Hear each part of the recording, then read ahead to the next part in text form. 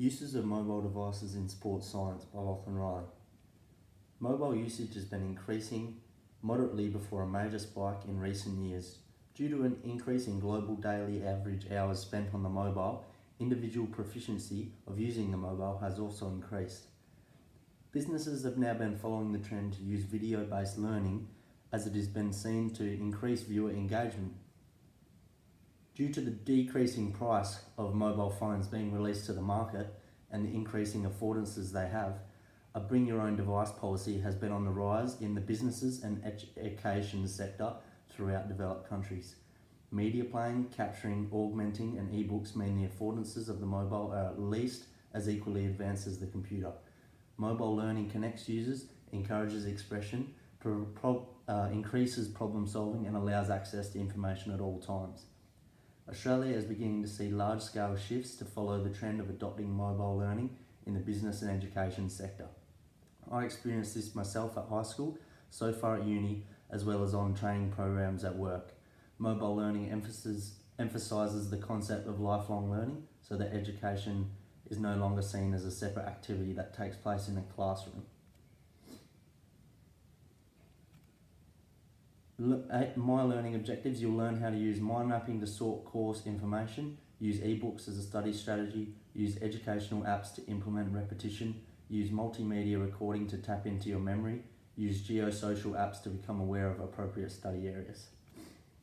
Suggested educational approaches is information transmission, mode of solitary learning or understanding by passive reception from a mobile device or individual. This is the most common and, in my opinion, the most effective learning strategy to use with mobile devices. Another one is social constructivism, collaborate form of learning where knowledge is created with interaction, discussions and participation.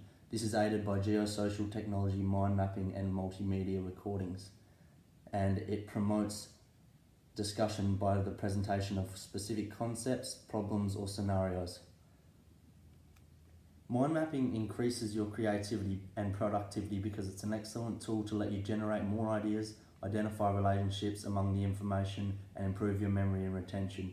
This is essential to sports science as there is a lot of minuscule content to memorise. Using mind maps to put all of your information required of the course in one place, such as emergency information, assessment dates, topics, etc., is also an extremely effective tool. A good example of a mind map to put on your fridge at the start of the semester with all the information in one place. Ebooks are portable, take up less space, allow access to information at any time. You can read them anywhere and you're saving their environment as well as they deliver information almost instantaneously. This allows anywhere to be a place of learning. You can access multiple textbooks such as Human Anatomy Global Edition, which has all the required information for human anatomy. There are also many more. The two main benefits of educational apps are that they are convenient and easily accessible. They primarily involve information transmission and or repetitive behaviourist type drills, quizzes and games. They are a great portable way to test your own knowledge with quizzes or look, cover, write, check model. I use Essential Anatomy 5, but there are many other that are very effective. Multimedia recordings are an effective method of study that can be made use of at any time. In order to create learning in dead time, I often listen to these recordings while driving.